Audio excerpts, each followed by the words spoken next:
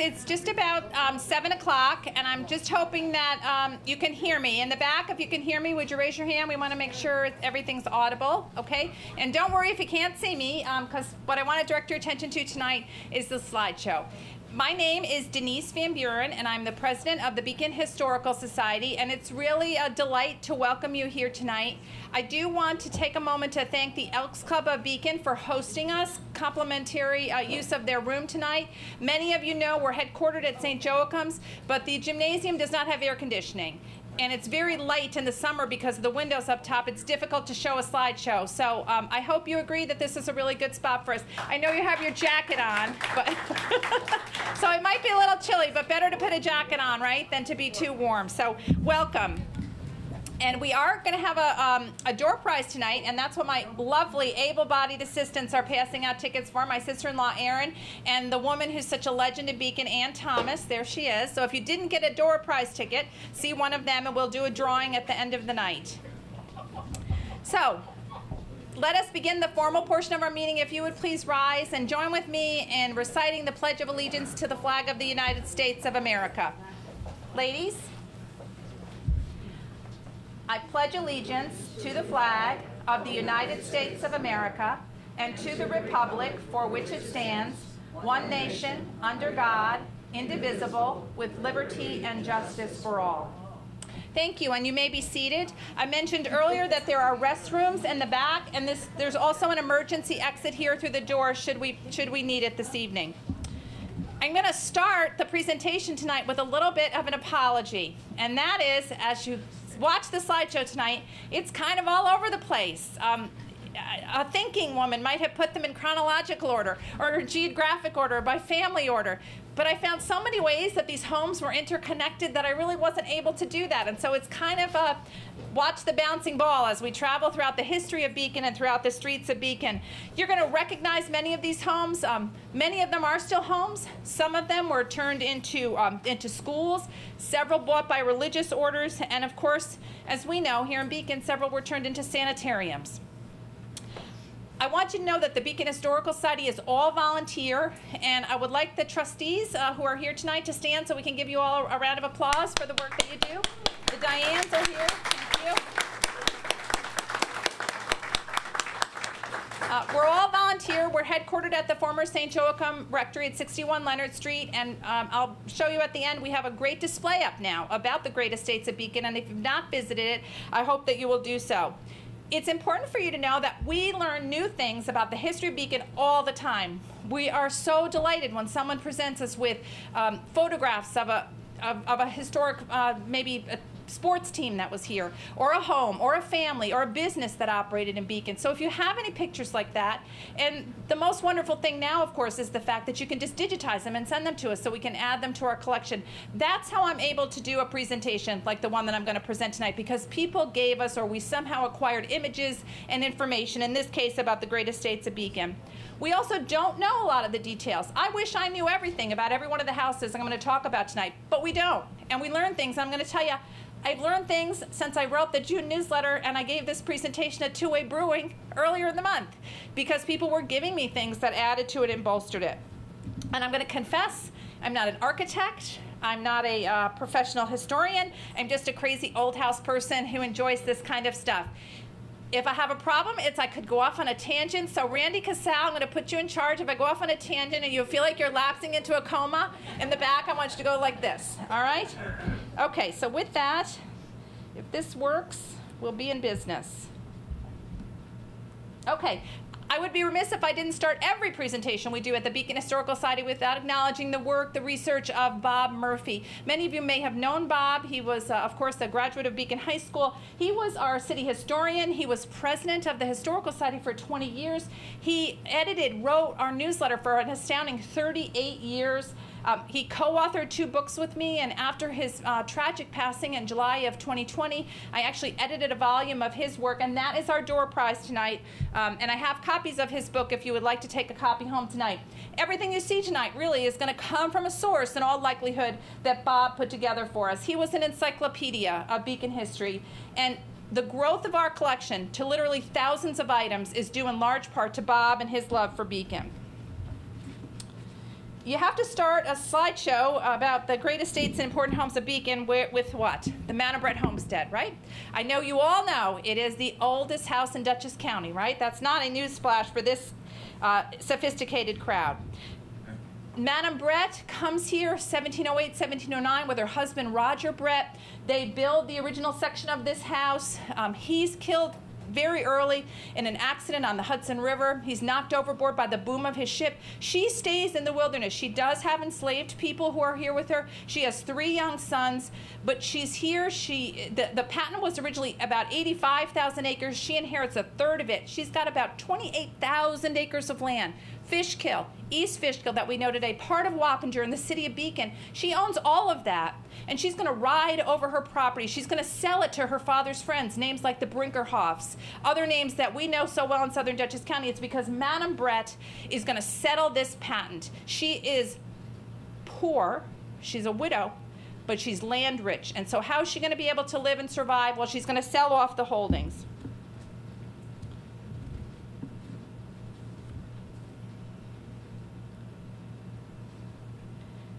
Some of you may recognize this building. It's still standing in Beacon. It was very old. It's still in use. It was built by Johannes van Boris in about 1730. It was sold to John Peter de Wint, a name that perhaps you will recognize if you've studied your Beacon history, and it's a name we'll hear multiple times during the course of the presentation tonight. John Peter de Wint, who ultimately buys it. But this Van Boris house was built by Jim Van Buren. If you're in the back of the room, you can stand up. Put a little spotlight on you. This is one of your ancestors' homes, okay? On the Van Boris side, on your father's mother's side. But John Peter de Wint is a successful businessman who comes here and essentially buys up all of the land on the Hudson River. He had made his money in the sugar trade in the British Virgin Islands. And I'm just wondering if anybody recognizes this building, still standing today. John Hopper, what building is that? That's not the country club. Bingo. Bingo. So that is the center. And if you pull up to the light of her plank and look across, you'll still see it's an old stone house that has probably 300 coats of white paint on it, I think. But this is one of our oldest homes in Beacon. It's about 1730. So this is the house. This is a stereopticon view of John Peter de Wint's grand house. It was just north of the landing on our waterfront. John Peter de Wint married the granddaughter of President Adams, a woman named Caroline Amelia Smith de Wint. And together, they became one of the most influential families in the entire Hudson River Valley. This home, which burns sometime between 1857 and 1862, becomes an epicenter of culture. Many famous people who are going to be going up and down the Hudson River from between New York and Albany are going to stop here to see the de Wints. It's difficult for me to over-express what they were in terms of high society. This is where the Marquis de Lafayette will come when he makes his farewell tour to visit them. Unfortunately, as I said, this picture is of a home that burned. This is a rare stereopticon view. Stereopticons were the projectors here that you see people using, invented in the 1830s. This home burns about 25 years later. This is the only image we have of it, and it came from the collection of Judy Phillips. Some of you may know Judy from our DAR chapter. She married George Phillips, and that was Phillips, Heaney, and Schofield, the law firm. And that, of course, they have the streets that are named after them. And so this is a great example of we wouldn't have this image if Judy didn't go through her family's archives after her husband passed away and say, do you want some of these photographs? It's the only known image of John Peter de Wint's house. Again, a really significant house in the history of Beacon and the Hudson River Valley. This is the Bogardus de Wint house on Tompkins Avenue. It was built by a widow, a woman named Mrs. Bogardus, probably about 1800. Who does she sell it to, the land? To John Peter de Wint. As I said, he owned almost everything on the waterfront in Fishkill Landing at the time. He lets his mother live here for many years, and it stays in the de Wint's family until the 1920s. It's on the National Register of Historic Places, and I believe it's a B&B, and I think that you can stay in it if you would like to. This is the De Peyster house, which was built by Andrew De Peyster. He was a nephew of Madam Brett. Again, she's selling off all of her property because she needs money, and she sells hundreds of acres to her nephew. And 300, I want to make sure, he bought 300 acres along the Fishkill Creek. right near what we know as a hat factory, Atlas Fibers. They're going to expand, and they're going to take this house down. In about 1953, about the same time that the Madam Brett homestead is saved, this home is going to be torn down. It's a really significant house. It's a darn shame. It did become a tenement, and we have photographs of multiple families living in it before it was torn down in the 1940s. But in the spring of 1781, it was rented by Alexander Hamilton. And he had brought his new bride, Elizabeth Schuyler, here in 1781. At the time, it was owned by the Newland family. Excuse me, by the late 1700s, it was owned by the Newland family, and it did become tenements. Again, lost at a time that we saved the Madam Brett house. So unfortunately, a great loss for the community. You can see the Dutch gambrel roof style. These are our deepest roots here as a Dutch community along the Hudson River. This is the original design of Presqu'île, which is French for means almost an island, and it was, of course, on Dennings Point. It was built in 1821 by William Dennings, whose descendants lived here until 1895, so for decades. Surprises people to know, because we envision Dennings Point maybe now as a state park. If you grew up in Beacon, you think of it as the brick works, right? Well, when the Dennings come here and live here, it's a 45-acre working farm. They have orchards. They have all kind of crops that they grow. It's a really beautiful place, and this, I said, was its original appearance. It was modified in later years to look like this Greek Revival, and the descendants of William Denning live on in it through the Van Rensselaer family. They had married into the Denning families. This is Emily Van Rensselaer. She was very influential here in the city of Beacon. She was very active in the Temperance Union. She was also the first person in Beacon to ever own an automobile. But unfortunately, Emily Van Rensselaer dies penniless in about 1931, and the house suffers a sad fate too. It's abandoned, and then it's demolished when the brickyards are going to expand into its area. Ultimately, it's bought by New York State in, I got to put my glasses on, I hate to admit that, but it's dark up here. In 1988, the state of New York purchases it. But if you don't know it, and no one here is old enough to remember this, but certainly through the 1920s, Dennings Point was called the Coney Island of Dutchess County. It was a really active site. There were amusements there, there were food vendors there, there were boats, people went down there to swim. So it's unfortunate that you know, we kind of lost our swimming connection to the Hudson River Valley, to the Hudson rather, in that respect. Many of you will recognize the Christie House, still on South Avenue.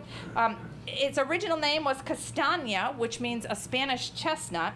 It was built 1821, perhaps by this man, Colonel William Few of Georgia. He had retired here to what we know today as Beacon, then Fishkill Landing in 1815. He dies 13 years later, and he's buried here. William Few is quite noteworthy. He signed the Constitution on behalf of the state of Georgia. Well, then he had a little falling out in Georgia, and he didn't want to live in Georgia, and he stated that he did not want to be buried in Georgia, that he wanted to move, and he moves to New York, and he lives here. His daughter lives here with him. She marries, and ultimately he passes away. He's buried in the Dutch Reformed Church, which we know off of 9D is a cemetery that's in kind of bad shape now, right? And everybody goes looking for his remains. Nobody can find them. Ultimately, they're found. And in the 1970s, the governor of Georgia, a man named Jimmy Carter, sends his plane to have Colonel Few's remains disinterred, and they're brought down and reinterred in Augusta, Georgia, even though he never wanted to be buried there.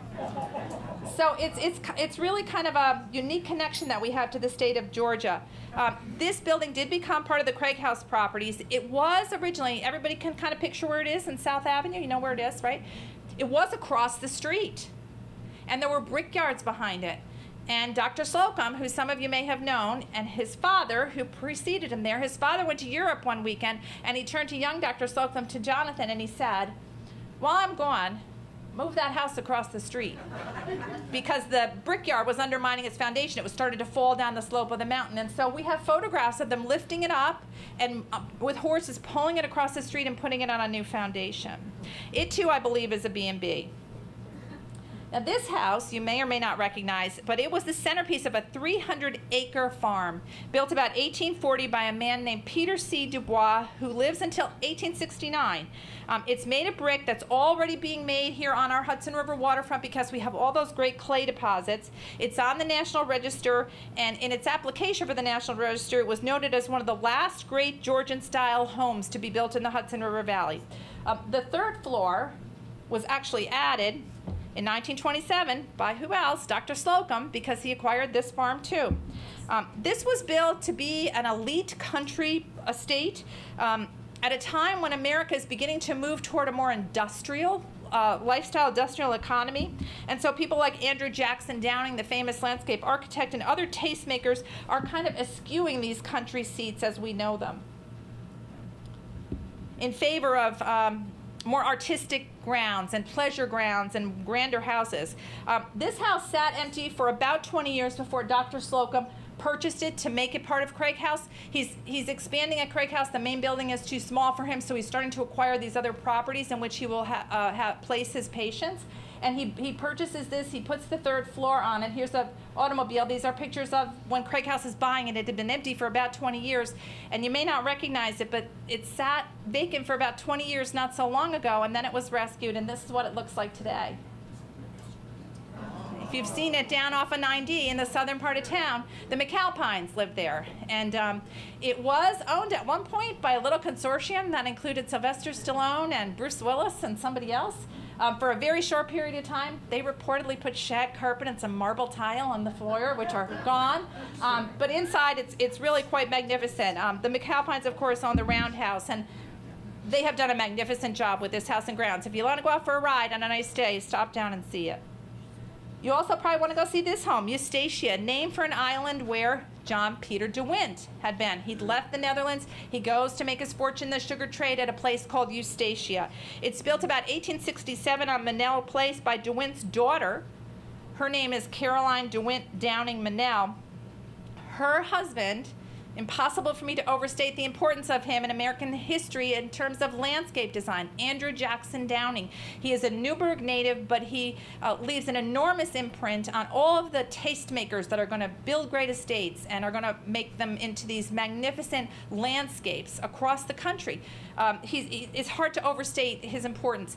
He dies while taking her mother on a ship down the Hudson River at Spuyten Duyvil, and there's a fire on the ship. She falls in, he goes in to save her, and they both end up drowning. So John Peter de Wint's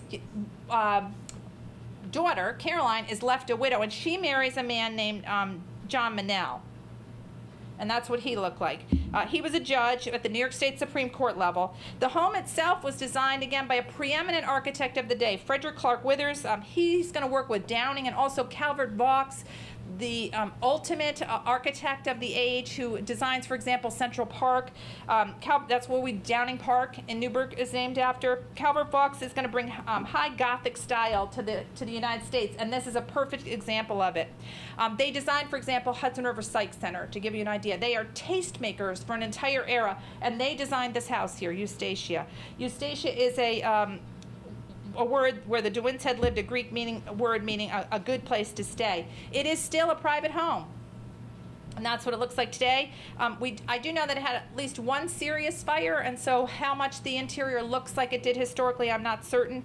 It's on the market now for anybody that has $2.2 million for it. 5 bedrooms and 5 baths, and you know, when you look at some of the condos that are $1.2 million, you say, well, 2.2 million, and it's historic, designed by these famous people, a view of the river.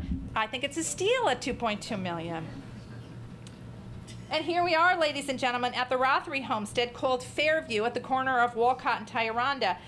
Just to give you a frame of reference where we are, if you look down on the left-hand side, I think you can see the steeple of what was the Methodist church here. Because we're looking this way, right? The house is going to face the mountain to soak up that view of the mountain. And in the corner down here, right here, is the Methodist church steeple. I believe it's Spanish Pentecostal church now.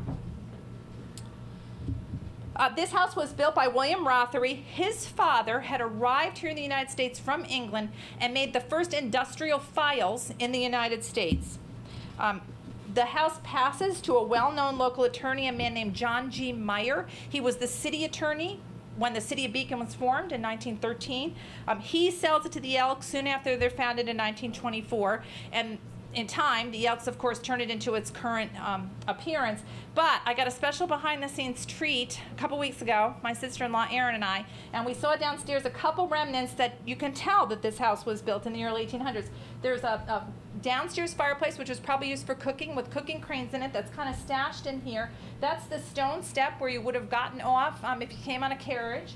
And over to the right are some windows that are still extant here, which were probably underneath the porch in that original house. So when you're looking for clues to find them, you can find them, but sometimes from the street you would never know that that house, became what is today the Elks Club. I know a lot of you are going to recognize this, Sunny Fields, built as a small gentleman farmer's estate about 1835. It was owned by another city attorney, a man named Vincent Stearns, from 1925 until 1974, and now it's the home of? Fred Analek, okay. Where he lives, and this house was built, was a lot of Verplank land, and they had descendants who were the Nevilles, and of course we have Neville Avenue as a result of that. One of the people who is believed to have lived here was an author named Gertrude Neville, and she was a very successful writer of children's books, including The Wonderful Bed, which was a bestseller. We know she was born in Fishkill Landing on April the 2nd, 1881, and she was educated in private schools in Geneva and Switzerland and Florence, Italy. A later owner believes that Gertrude lived in this house and etched her name and some dates in the window of it, but we can't get those to jibe with her life, and so we're not 100% certain of it. Nearby was another Verplank house on South Avenue. This one appears on an 1876 map, but by the 1920s, a family called the Fishers are living here, and their son, Douglas, who corresponded with us at one point, told us that he remembered it had 5 bedrooms. It had these great views of Cornwall Bay. You know, I like to tell people that come, you'd be surprised that there were so few trees in Beacon. Mount Beacon itself was denuded of trees. They used the wood there to not only build their homes, but to burn and to, keep their houses warm. And so homes like this and on South Avenue are able to see Cornwall Bay from it. Anybody know what this got turned into? Be guessing. The Fisher family who lived here, their father Charles made very high-end toys that are still collectible today. He had a business called Toy Crofters, and they made doll houses and something called Bookie Blocks on a main street, in a main street building here. But the Great Depression comes along and forces them out of business, making toys as a living. And so the house was lost to the family, the Fisher family. They had to place it up. Not only did they have to sell the house, but they had to auction all of the contents, and it became... No, good guess though. It looks like Duchess Manor, doesn't it? It actually got built into St. Lawrence Seminary. Right? You would never know. So now I want to spend some time reviewing not only the most significant, but a very concentrated group of estates. Virtually all of them that, again, had that sweeping view of the river and the mountain. That is what's going to attract many of these well-to-do families to come here. In 1845, Charles Walcott, we know Walcott Avenue, and his brother-in-law, Robert Rankin, are going to build the Wickapee Cotton Mill. We're going to know it later as the Tioronda Mills or the Tuck-Tate, right? In my lifetime, it was Tuck-Tate. It was sold in 1857 to be New York Rubber. And that, of course, we're all familiar with. Well, Walcott remains the majority shareholder of it, and he's the manager of it, and he builds this fine home here. It's called Roseneath in 1856. Charles Walcott was the grandson of the governor of Connecticut, Oliver Walcott, and he had signed the Declaration of Independence. He's the man, his grandfather is the famously told them to melt down the statue of George Washington in New York City and turn it into bullets for the Patriots, right? This is like colonial royalty here, and they're moving from Connecticut to a place like Beacon because of our gravitas and our scenery and the other families that are coming here. So all these new folks that are coming into Beacon, it's not really new at all. They've always been coming here because they discovered what a wonderful place this is, right? And the same thing happens to the Walcotts. His daughter has a very special place for me. Catherine Walcott is not only going to be the first woman elected to the school board here, but she's going to lead the Red Cross during World War I, and she's going to found the Melzinga chapter of the Daughters of the American Revolution in 1895 and actually received the charter at the Manobret homestead. And I like to tell one little quick story about this. When I joined the DAR almost 40 years ago, there was a woman there who was elderly, and I said to her, did you know Catherine Walcott? Everybody in black and white old pictures look so serious, right? And she said, oh, yes. And we used to go to her house for costumed pageants and everything. And she said, she was a hoot. And I said, what? And she said, oh, she played practical jokes, and she was the life of the party, and everybody knew her as a jokester, and she would do all these crazy things. So ever since that conversation, I look at these people, I think, what were you really like? because you look so serious in these pictures, right?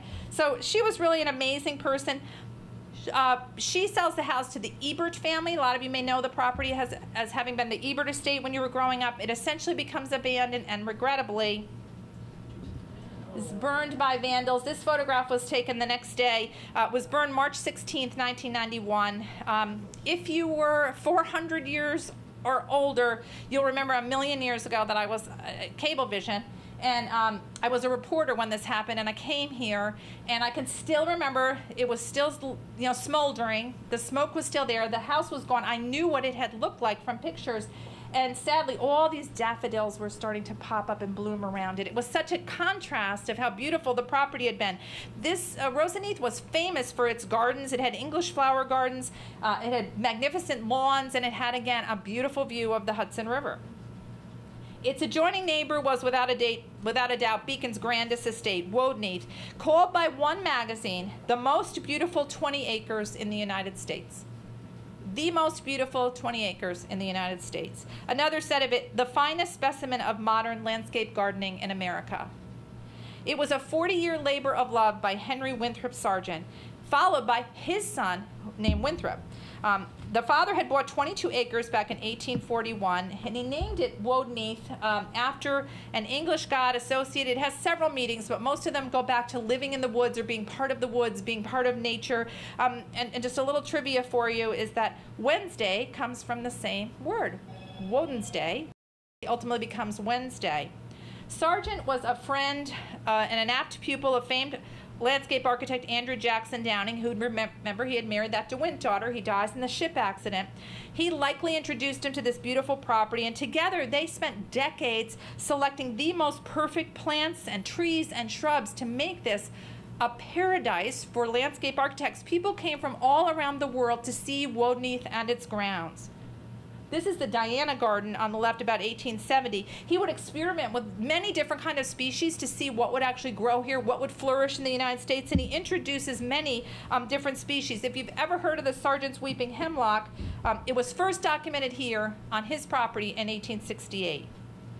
The Sargents actually lived in Boston. This was only their summer home. They spent a great deal of time here, however. At one point, they were they'd become so well known and famous for the grounds, they actually decided that they would open it to the public. The people of then Fishkill Landing and Matteawan could come onto their grounds for, I think it was Sunday afternoons. And what happens? There's vandalism, and they have to stop doing that, which is kind of heartbreaking, isn't it, to think that? So some problems we think are new are not new at all. So at the end of his life, Winthrop Sargent says that, I have been painting a picture, and the finishing touches are still to be given. His son Winthrop is going to inherit the house in 1882 and hires Calvert Vaux to turn it into 3 stories and 48 rooms. And we all know what happened to the other homes here. Who needs it? Craig House. And so Craig House purchases Woadneath. Ultimately, though, it no longer needed it, and it had demolished, and then they had the demolition team had the fire department come in and burn down the rest of it. So really a tragic loss to us, right? You can still see on the grounds around Woadneath Drive some really magnificent species, and that's as a result of the fact that Henry Winthrop Sargent was painting a landscape there. He would actually take his people, his workers, his gardeners, and have them stand in a certain spot, and he would watch them during the course of the day to see how the sun would cast a shadow around them if he were to plant a tree there and what it would look like, the vista from his room. I mean, this was a gardening landscape showplace that people came from all around the world. In 1955, developers lotted out the plans for a housing development of this glorious estate. Again, in this cluster of homes that are all right around that same area I was telling you, are 2 great estates adjoining each other that are built by 2 brothers, both of them equally famous, Charles and Henry Davies. Not Davis, Davies, as in Davies Avenue. This is the home of Charles. He was a mathematician. He was a professor at West Point. He names his estate after the Mexican victory of his good friend and his frequent visitor here, General Winfield Scott, and that is Cerro Gordo. One of his other great friends was the author Charles Dickens, who came here many times to stay at Cerro Gordo. Right next door, his brother Henry had his magnificent home, but we don't have any pictures of it. So if anybody stumbles across the home of Henry Davies, we would love to get an image of it. He was a respected judge. He was Chief Justice of the Court of Appeals here in New York, and we have no images of his home. He was an advisor to President Millard Fillmore, and both of these two brothers, Charles and Henry, are buried side by side in St. Luke's Cemetery. Cerro Gordo was located off Walcott Avenue, right across from where Forest Hill Heights is, and what some of you may know later became the Moreno Institute. In the interim, it had been the Wilson School for Boys, which was a college preparatory house. Anybody here remember this house across from Forest Hill? Oh, you're also young. That's why. Now, another religious order combined two historic properties, again in that same area. We're talking about, around Woodenheath, around the Sargents, into one. So they're going to take two properties, combine them into one to make a 40-acre religious preparatory school. This is Edge Hill. It was once located where today is the playground for the Sargent School. This was the home of Smith Van Buren, who was the president's son, Martin Van Buren. He married the niece of the famous author, Washington Irving, and they moved here to what was then Fishkill Landing or Madiwan in 1864. Van Buren dies in 1876 and is also buried in St. Luke's Cemetery. So we have a president's son who's buried here. His home is going to become part of, anybody want to know? It was on Neville's Avenue. Anybody know what goes in there? Well, ultimately the Sargent School, but in the meantime it becomes the Marianist Preparatory School. Does that sound familiar? Okay, that's what we like to hear. Okay, Marianist Preparatory School is going to train high school boys who are considering a vocation to their order. They come to Beacon in 1921. They use this house, Smith Van Buren's house, as a residence, and here's a later photograph of it when they were calling it the Villa, and they closed their school in 1965, so within some of our lifetimes here.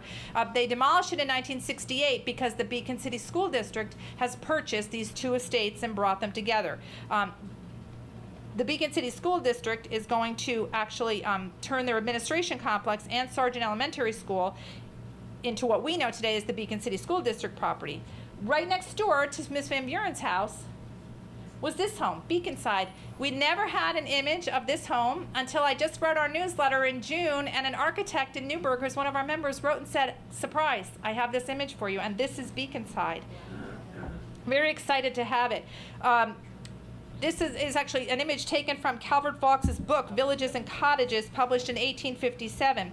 Now, this was the home, and you have to follow me here because it's one of those families that weaves its way through our history. This is the home of a man named William Kent. He is the son of a man named Chancellor Kent, and I could ask Peter Foreman to give us a history on Chancellor Kent, but I won't. But Chancellor Kent was the highest legal official in the state of New York in a time before there wasn't a court of appeals. There were only, I think, 6 or 7 of them, right, Peter, these chancellors? And they were the ultimate court in the state of New York, and Chancellor Kent was one of them. He ends up writing a document that makes him the William Blackstone of American law. Jurisprudence. He is considered the father of American jurisprudence. His name is James Kent. This is his son, William Kent, who's going to build this house here. William is also a lawyer and a judge. William Kent is going to commission that famous architect, Calvert Vaux, of course the Central Park fame, to remodel Beaconside in about 1853 and 1854. Vaux, as you see the design here, is going to build it into this Gothic look. He's going to rearrange the interior and create a library to the east and a new veranda that's going to face the mountains. Oops. When he writes to him and he tells him that he wants him to do this work, he says, I want you to remove an old kitchen wing because I want a better view of Mount Beacon. So that's a problem that's still with us today, right? Now, just follow along with me here. William's son, his father is James, the Chancellor, father of American jurisprudence. William is going to name his son James after his father, right? James inherits Beaconside, and he's going to sell it to a couple called the Burnhams in 1869, so right after the Civil War. He sells it for about $30,000, which is about $700,000 today. And the Burnhams are a New York City family who are going, and this is something we see so much today now too, use it as a summer residence. They're not really going to live here. This is their summer home. And it's likely James, his son, who sold it, his son sells it to the Burnhams, and the Burnhams in turn sell it to the Marianists to make for their preparatory school in 1921s. After 4 decades using it as a part of the school, the Marianists are going to tear this down, and on the site of this, they are going to build the new Marianist Administration Building, and it's the Beacon City School District headquarters today. That's still the same building. And the relatively new school that the Marianists built becomes Sargent Elementary School. So all that property was really these 2 big homes, Smith Van Buren's home and William Kent's home. So after he sold this house, James Kent, the grandson, builds this house on a beautiful estate on the waterfront, not really far from today's Newburgh Beacon Bridge. It was just south of there, face down into the river. By 1890, it's bought as a summer retreat for the Sisters of the Presentation. And we had some correspondence from them from not long after they had purchased it, and it led us to believe that Calvert Vaux might have designed this for Chancellor Kent, but the years just did not add up. We know now that James, the grandson, not James, the famous jurist, actually built this house. But this house meets a terrible fate as well. Holy Thursday, 1920, the train is going by on the waterfront. A spark from it leaps up the mountain and burns the house to the ground. Another religious order is going to purchase this stunning estate, which probably few of you will recognize, an English Tudor-style mansion built on 200 acres at the foot of the mountain near a meandering stream, hence its name. Oh, come on, you can say it louder this row. What's its name? That's it.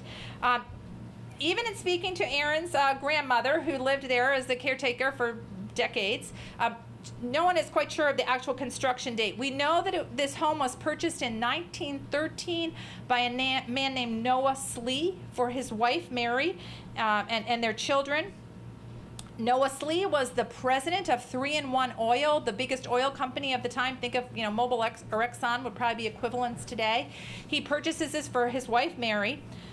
But 9 years later, Mr. Noah Slee leaves Mary and the children for a woman whose name some of you might recognize, Margaret Sanger. Margaret Sanger, right? Margaret Sanger, who was an early birth control advocate who has become somewhat controversial now. Margaret is unhappy here, and probably because this was Mary's house, right? And so they arranged to switch lands with the Ursulines, who own another beautiful estate up on Van Wyck Lake Road. And they're going to switch homes. They're going to trade properties. I have that right, don't I? Yes? Okay. That Ursuline home, actually, that's up on Van Wyck Lake now, is actually on the market, too, for $6 million if you wanted to go up there and get that. The Ursulines are going to come down here to Beacon, to Hiddenbrook. You all know where Hiddenbrook is. And they're going to actually build a chapel on the north end of the property. And so some of you may recognize that. The house caught fire in 1972. And only this chapel was left standing. And so I will tell you that my ex-husband was a fireman, and Jim can bear this out. He told me in 1972 when the house caught on fire, it was like something out of a movie, that as they drove up to the burning building, the nuns were coming out of the windows on bed sheets to try and get out of the upstairs. No one was killed in it, but the house was a total loss. All that was left standing was the chapel. And I realized afterward, too, that there is another reason perhaps why Margaret Sanger did not want to stay in this property, because where Mary had lived years before, if you knew where to look, in the stone wall is actually a profile image of Mary that is still there today. So she didn't want to stay in Mary's house, and here's Mary still looking over her shoulder from the garden outside, if you know where to look. So just kind of a neat story. And as I said, Aaron's grandparents were caretakers there, and Aaron has the privilege of living just up on the former original property as well. Okay. On the site of Forrestal Heights, nearly 2 centuries ago, you would have found this home called Cedar Lawn. It was built in the 1830s. It had 7 fireplaces, a grand, glorious music room. It had grand French windows that led out to the porch that looked down over on the Hudson River. Again, these beautiful views they came for. In 1850, it was acquired by a man named Dr. Egbert Guernsey. Whoops, there he is. He was the nation's foremost doctor of homeopathy, natural methods of healing.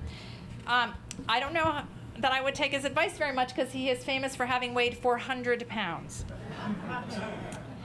The house later is owned by a man named Lotterat Brinkerhoff. Still has 12 acres when Lotterat Brinkerhoff owns it. It was at that time featured in a magazine called Country Homes in 1923, which called it a charming example of the interesting residence for which this picturesque section is noted. So America is reading about these homes that are all here in Beacon, and we should be so proud of the fact that these grand estates were here. But like so many others, its days were numbered.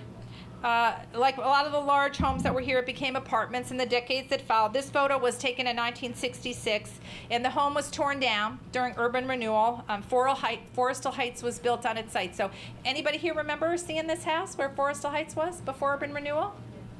I have a young crowd tonight. I'm going to check your IDs before you go to the bar. Okay. All right, this home was not too terribly far away, and I'm going to tell you a little bit about the man that built it. This was his company, Duchess Baker's Machinery, founded here in 1886, a manufacturer of high-quality bakery equipment for the food service industry. It made what are called dough dividers, dough rounders, bun slicers, dough presses, dough rollers, but considered still in the baking industry the best of the best for bakers and cooks and chefs in the finest restaurants around the world. You will still find some of their equipment still in use in the finest restaurants, and they're still being made by the same company, but unfortunately it moved to Superior, Wisconsin after World War II.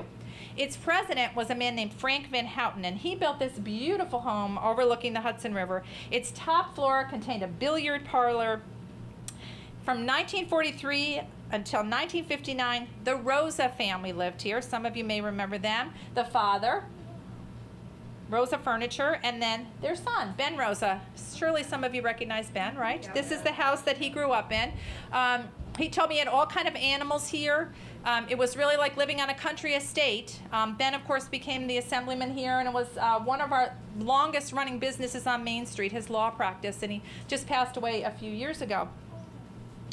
He also told me that, I said to him, how could you leave this house? You know, he moves out to suburbia in East Fishkill, probably like to a ranch or something. How could you leave this house? He says, you know, my mother said it was so hard to keep up, and my wife at the time said it was too hard to clean, and we just thought we would just get rid of it. So anyone know it was torn down and what became of it on its site? Bingo. All right, Peter gets an A+. So Colonial Springs. The condominiums are located where this once was. And if you are astute and you are driving down Route 9D from Verplanck Avenue toward Main Street, and you look towards the right, in between some of the houses, you will see a little inauspicious strip of blacktop that goes in there. Well, that was the driveway into this great estate. It's lovely, isn't it? What a darn shame that we lost that. This is Elm Grove. It was once located on the corner of Verplanck and Fishkill Avenue, where, of course, we know that Beacon High School is going to be built in the 19-teens. This home was owned by a man whose name you're going to know, Willard Mays. You know him from the fire company, but you may not realize that, like Louis Tompkins, he's one of the entrepreneurs who makes us the hat capital of New York State. He owns Mays Hat Shop, which was housed in the former Mattawan Manufacturing Company, where the Roundhouse is today. Willard Mays came to the village of Mattawan at a young age. He was an American success story. He became president of the Mattawan Savings Bank. He was president of the village. He served 5 times in the New York State Assembly. And he said, towards the end of his life, that his greatest claim to fame was that while he was in the Assembly, he was able to get approvals to bring the Mattawan Institute for the Criminally Insane here to our community to create jobs here in a time when we needed jobs in the village. The site was selected because of its very central location, again, where the former Beacon High School is. But this house was not lost. Anybody know what happens to it? It's moved around the corner, and it's on Kent Street now. It's 25 Kent Street. So if you drive by and look at it, you'll see it. It's the same house. They just picked it up and moved it, just like Dr. Slocum moved the Christie house across the street. And so since I mentioned Mattawan, I do want to connect the dots as far as some of our treatment of the mentally ill is concerned. Dr. Charles Kittredge and his partners operated the Riverview Sanitarium on Ferry Street. This was his home, which was sadly lost to urban renewal. It's located on what is now today Kitteridge Place, if you know that. Across the street, he purchased another one of the Victorian homes for his private sanitarium. It opened in 1870, and it was still operating in the early decades of the 1900s, so at least 50 years it was operating. This area of Beacon down there on 9D, where like Rosetail Manor is, that was called Spy Hill for a connection during the American Revolution. But he is going in his lifetime to try to change the name of it to Riverview Park, and he actually is going to parcel up some of the properties down there and sell them. Among the many famous people who stayed here was an author named Frances Hodgson Burnett, and she wrote children's stories, including The Secret Garden. Some of you may know the book, The Secret Garden. She was a patient here. Many other wealthy and famous people. Some relatives of John Jacob Astor were here, a mother and her 2 children. And the 2 children were here for like 40 or 50 years. And the 3 of them are all buried in St. Luke's Cemetery because they died here. So this was a long-standing established sanitarium here. But the most famous, of course, of our sanitariums was indeed Craig House. It operated from 1915 until 1999 when it was sold to a developer.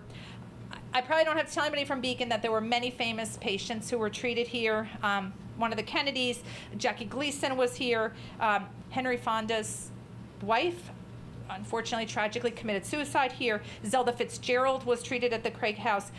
Dr. Slocum brought with him from the Craig House in Scotland a concept of talking to the mentally ill and allowing them freedom and allowing them to heal on their own. It was revolutionary at the time, at a time in America when at places like Madiwan they were chaining people to the walls.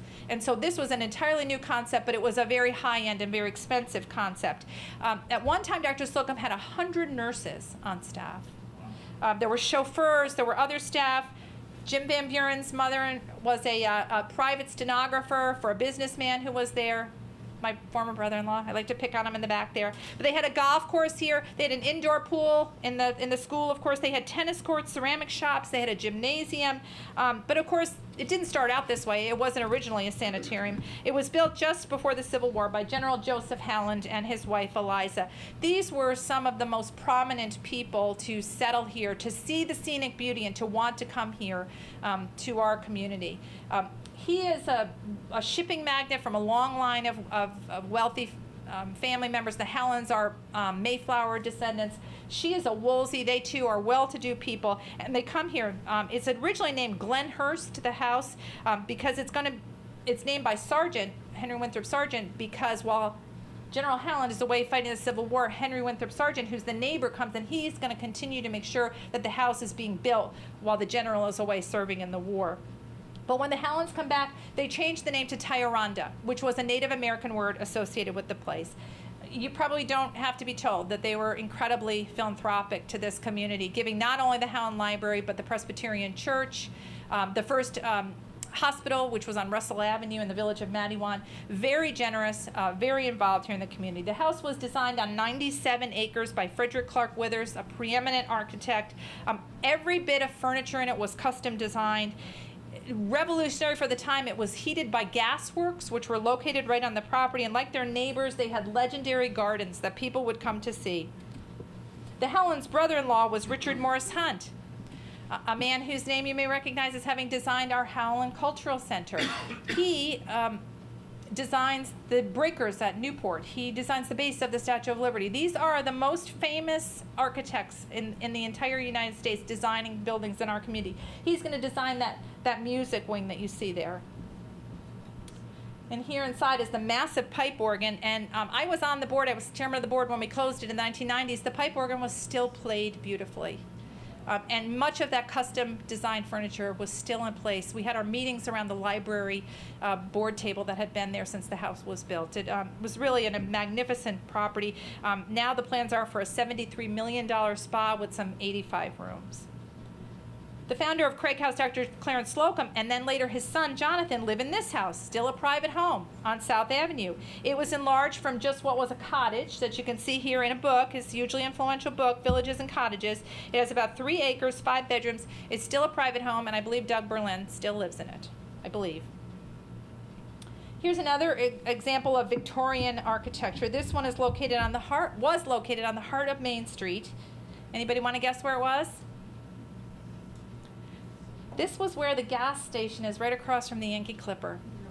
So this was the Jackson House, and they had the Jackson Sleigh Works in the building right next door that is still there. If you look at the building, it used to have like Royco Auto Parts in it. I've lost track. It has a food store, right in it. Right. If you look at that building, you will see that it has a center area where the carriages used to be brought through. It was a carriage manufacturer, and this is where the Jacksons lived. They were very active here in the city of Beacon, or at the time, the village of Madiwan. And here's another Victorian, and the owner is here in the back. We are dating this home to about 1870, and I wanted to include this in the slideshow to show you that so many homes have really early histories, but because of changing, evolving tastes and different treatments, you may not recognize them today. So this was a Victorian built on Mountain Lane, probably built, we think, about 1870 or so. And in 1925, it was purchased by the Barrick family, who had it bricked over in 1931. And that's what she looks like today. And they used, Gary is here, they actually used the burnt bricks, is that right? That were discarded from the brickyards, right? So it has a very unique appearance. What I love about it, it's the third generation of the family that lives here. Gary and his wife made many changes to the inside of it, but it's a wonderful example of how we can update and modify homes and be able to keep them as living parts of our community and retain their history to fit modern tastes. But you do sometimes have to look for some of those clues. And some of our homes are significant because of who lived in them. In the case of this Union Avenue home, you may recognize it as kind of kitty corner to the Green Street Park. That was the home of a man named Dylan Wallace, who you see here. He was a writer of adventure stories for boys, so he was really hugely popular, hugely successful. He was an explorer and a lecturer who founded our first Boy Scout troop, Boy Scout Troop number 1 here in Beacon. It's because he's an active outdoorsman. He's going to form the Boy Scouts. He's shown here in Labrador in 1903. It's still a private home today. We're almost done, I promise. How about this home? Anybody recognize it from this early 1960s photo? Speak up in the back. The Foremans, exactly right. We believe, correct me if I'm wrong in the back, built about 1872 on a part of the waterfront that had been that DeWint property. They owned all of the waterfront at one point, likely built by the Newland family, who used it again as a summer home, a recurring theme of what we're seeing. Their son Thomas is going to be born there in 1885. The family sells it to another family called the Nelsons. They were from Brooklyn. They too probably using it as a summer residence. But on April the 23rd, 1926, I love this, Peter, Andrew Jackson Foreman and his wife Cecilia buy it, and the current Foremans, who are in the back, are the 5th generation now to live in this great house on our waterfront called Nearwood at one point. It's the same era as this great Victorian, once on Main Street, where the former City Hall is located. Anybody remember that? It was 425 Main Street. It was the home and the practice of Dr. Charles Guernsey. 2 sisters buy it from Dr. Guernsey. They sell it to the city in 1963 for what was then the new City Hall. And isn't it hard to believe? You see the firehouse there. It's just so hard to imagine that kind of a Victorian house on Main Street today with its grounds and just a family living there. So it was a combination dentist practice and his home. And I have saved for last this really truly grand home because it's more recently been in the news, and its development has been the subject of headlines. Edgewater was the home of our most famous hat maker, and he, of course, was Louis Tompkins. Edgewater, you recognize his name from the fire company, I hope. He's the man most credited with making us the hat capital of New York State. He built this on 12 acres of land in about 1880. Many of us will remember it being chopped up into apartments. Anybody remember, they lived down at Edgewater, and they still called it Edgewater, but it was, chopped up like the great Brinkerhoff house had been chopped up into apartments. So there were postcards made of this home because it was considered so significant to have it here in Beacon, looking out, again, over that beautiful Cornwall Bay that we have the view. Even its stables were converted into apartments at one point, and I saved it to last because now this is being converted into a $50 million complex with 7 buildings that are going to have 246 units in them. So it's a reminder that we continue to lose these homes, which are an important part of our past. Chapters, frankly, that make us who we are, right? Everybody wants to come and live in Beacon because we're a special place. Well, it's because of all these people that went before us, the stories I told tonight, and the homes that were built here that makes this such a great place to live. We lost a great deal of our housing stock. I don't have to tell anybody here who remembers it, to urban renewal. This is an example of when they're going to, the Skink home, which is here. There was another, his brother had another one over that becomes the girls' school. But here's an example of where it's going to be torn down, you see? And they're going to build Forrestal Heights in this area. So these are the plans that they're laying out as part of urban renewal. The Historical Society is working very hard on a substantive display and discussion and program about urban renewal's impact on the city of Beacon that we'll be rolling out this fall. Diane Lapis, who's here, is leading the project for us, and we are working really hard, and we're going to be bringing down a speaker from Albany to talk about it, and we're talking to people about what urban renewal did, particularly to low-income neighborhoods. many immigrants lived here, many African Americans lived here, and these homes were removed from the map. And I will say that one of the things we're hearing, and that I heard when I asked people about it, how did you feel about urban renewal? You know, it wiped so much of Fishkill Landing in particular off the map. And my mother-in-law, who at the time was just a great person, she said, the house was so substandard. It was terrible that people were living in it. It wasn't safe to be living there. And that kind of gave me a different perception, and we're kind of hearing some of that. But people were displaced, they were compensated, and we're looking forward to a very enlightening discussion on the subject of urban renewal this fall. And of course, we continue to lose homes for other reasons, and here's two examples, right? On the right, we're all sadly familiar with the guest house, which was torched by an arsonist earlier this year. And on the left, does anybody know Helen Ziak? This was her grandmother's house. Oh, yeah. It was right as you were leaving Beacon on the right-hand side. And it was for sale. I wish I had the money to buy it. It was bought by two gentlemen who have another business in Beacon. And on spec, they just tore the house down. It still had its original Italian marble fireplaces inside. The inside woodwork had never been touched. It had never been painted. And it was just torn down on spec. And so now we have an empty lot there. So it's really just a shame. I talked about 57 historic homes tonight. So how many of them, anyone to make a guess, how many of them are still standing? I talked about 57 homes. How many do you think that are still with us today in one form or another? They may not look the same. Pretty close. 30, whoever said that. So more than half of the 57, 30 of them are still here. Some you might not recognize, but they're still here. 4 were lost to fire. And 23 of them were demolished really for, mostly for development purposes. So as a result, we have launched at the Beacon Historical Society a new program to recognize historic properties. And anyone who owns a home or a building, it's a business, that has a property that's 100 years or older can now purchase through this program one of these historic markers. They come in aluminum, or this is the bronze model, which we just actually placed on the Manobret Homestead, the oldest building in Dutchess County. And why are we doing it? Well, we want to raise awareness of this great housing, this historic homes that were here. But frankly, we also want to thank the people who steward these homes and who love them. It is not easy to have an old house, to keep it up and to treasure it and to, you know, replace the roof and fix the leaks and all the crazy things that come along with an old house, right? And so we want to thank those people and recognize them. I do have some forms tonight. If you're interested, if you know anybody, all you have to do is somehow document for us that the home's date, and as long as it's 100 years or older, I will work with you to get you one of these plaques customized with your date on the bottom of it. And if you want to have a little ceremony, we're welcome to do that too. We do have an exhibit at our headquarters at 61 Leonard Street that talks about primarily 12 of these homes I discussed tonight, but in more detail and depth. And you're welcome to come up. We're open on Thursdays from 10 to noon and on Saturdays from 1 to 3. Admission is free. This exhibit is going to be up and running throughout the course of the summer. And I do hope you'll stop up. It's really great. Diane Murphy is here, and she and Diane Lapis work really hard on it. It's well worth your time to come up and see it. And it's free, and there's free parking there too. And it's air conditioned.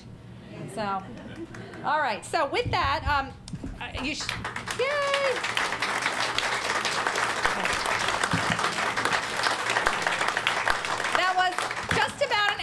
Which I hope no one fell asleep or, as I said, lapsed into a coma. Randy didn't wave his hand, so I think we're okay. But I do want to leave a little time for questions, and then we do have a door prize tonight. So let me just turn this off before I change a slide. So anybody have any questions or comments, thoughts? I know there are many homes that I could have talked about tonight. I just tried to pick a sampling and keep the program to an hour. Anybody learn anything they didn't know? That was wonderful. Oh, good. Wonderful. Okay, good. I did. Okay, well, I'll be here afterward, and Diane Murphy is here, and Diane Lapis are here. If you have any questions for us, we'd be happy to answer them. Did everybody get a pink door prize ticket? Okay, Aaron, then, if you would come forward, and I'll let you even draw the winning ticket. And your prize today is a copy of our great book, 38 Years of Beacon Historical Society Newsletters. It'll be Vanna White now, 1,000 photographs, hundreds of entries, and I have copies here if anybody would like to buy one. Even if you have PayPal, buy with your phone. You don't need to be cash or a check. So our door prize tonight is a copy. You have your glasses? I do have my glasses. Okay, thanks for the lights. Thank you. Okay, 511 4 0 3 403. Yay! Okay, congratulations. Now, I just have to come up and take our picture. Do you mind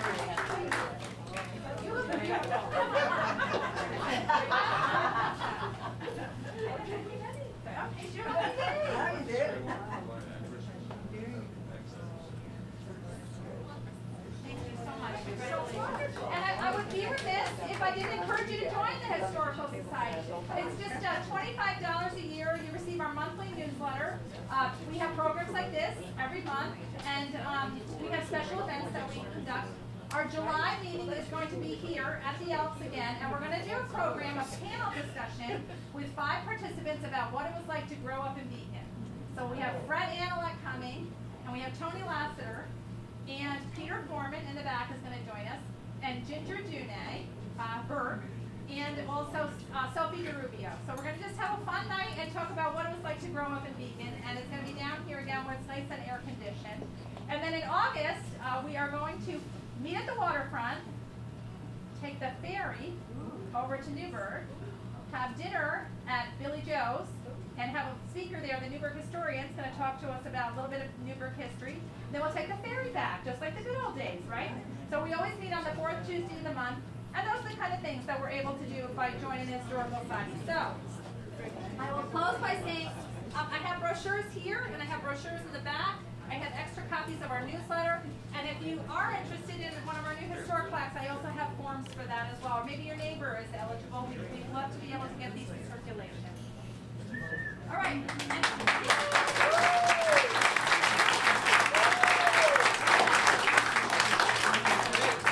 really pleased that we had some folks here who have some of these homes, and to be here in the Elks Lodge, which was one of the homes that we talked about tonight. These places are all around us. You just have to open your eyes and see them there. And that's what I hope you'll discover after listening to our program. I'm here to answer any questions, and our other folks are here. We can answer anything you'd like. Thank you for coming. And here's the best part. The bar is open till 9. Thank you.